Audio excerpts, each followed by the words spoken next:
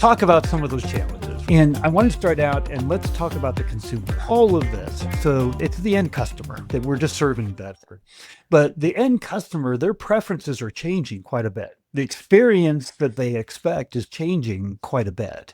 Talk to us a little bit about that, and then let's talk about the technology and the role in that.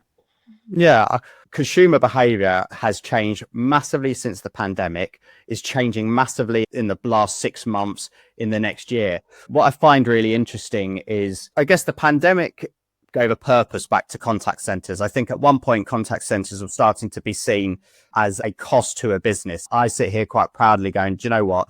We're no longer a cost. We're a vital part of a business's operation. We are the front people talking to our customers every single day. So there isn't a biased, but there isn't a part of the business that is so important.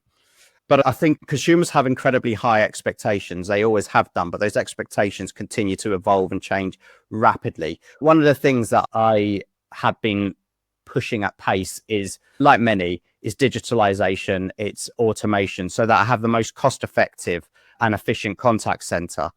That's important to me because I want consumers to be able to interact with our company, Sykes Holiday Cottages, in a way that is easy for them so that they can complete their query.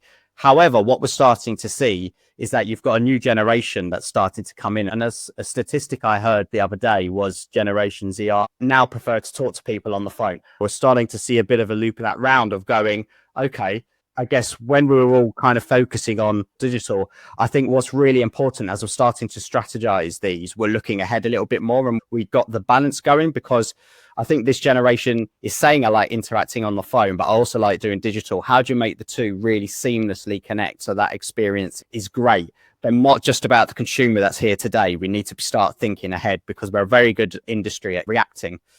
We are now in a place where we've got better data, we've got better analytics than we've ever had. So we can be a lot more proactive in our approach to it. So yeah, it's an interesting time and consumers definitely keep us on our feet and keep us employed.